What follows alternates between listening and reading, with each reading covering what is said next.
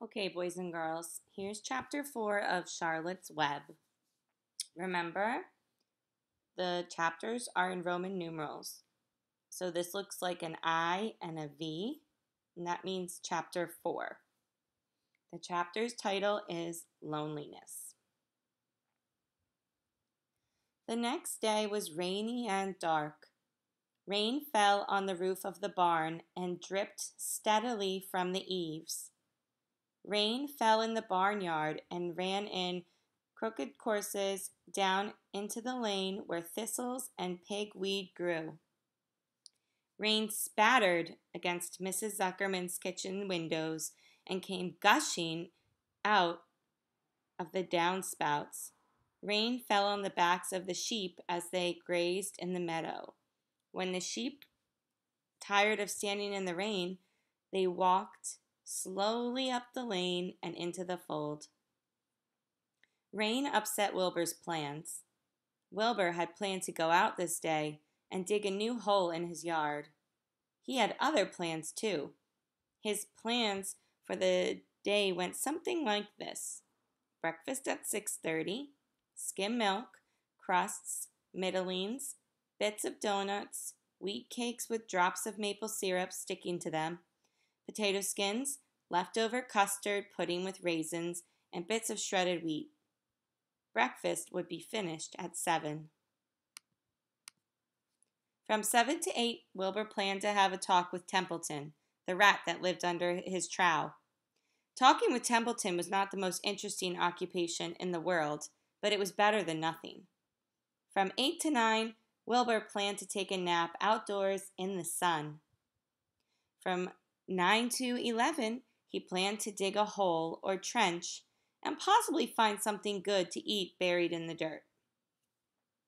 From 11 to 12, he planned to stand still and watch flies on the boards, watch bees in the clover, and watch swallows in the air. 12 o'clock, lunchtime.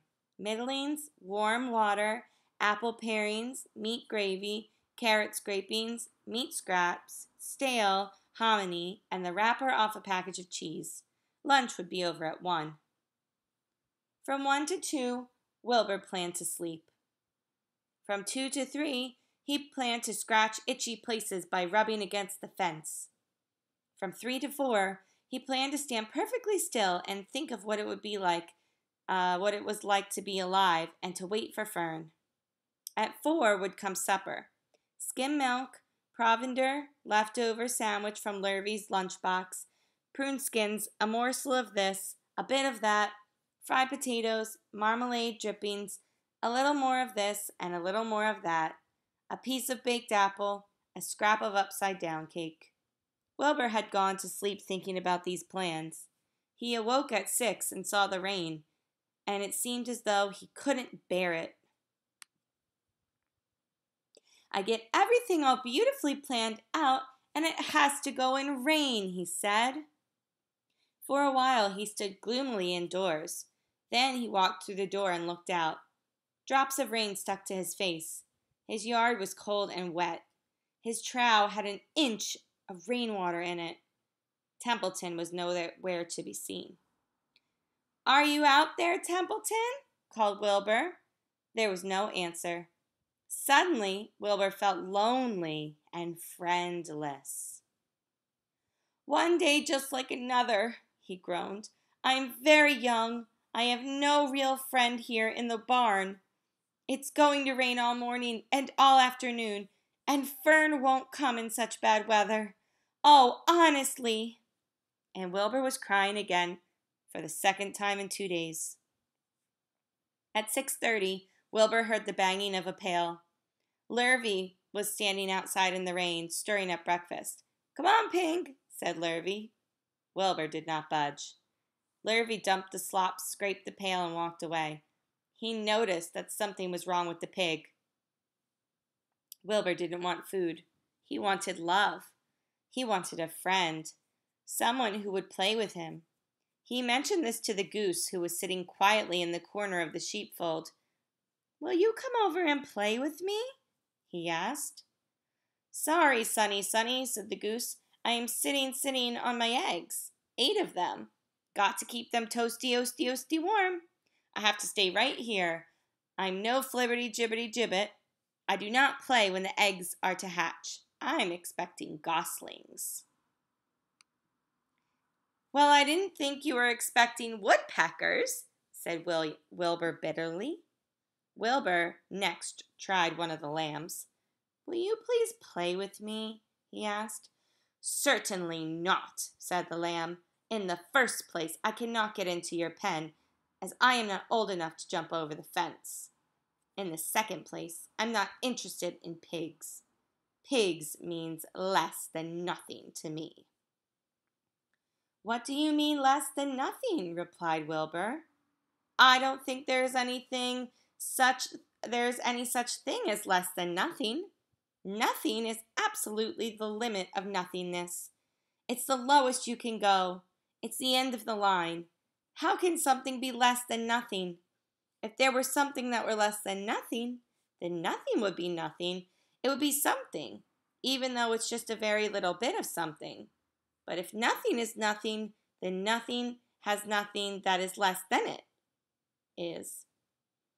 "Oh, be quiet," said the lamb. "Go play by yourself. I don't play with pigs." Sadly, Wilbur lay down and listened to the rain. Soon he saw the rat climbing down a slanting board that he used as a stairway. "Will you play with me, Templeton?"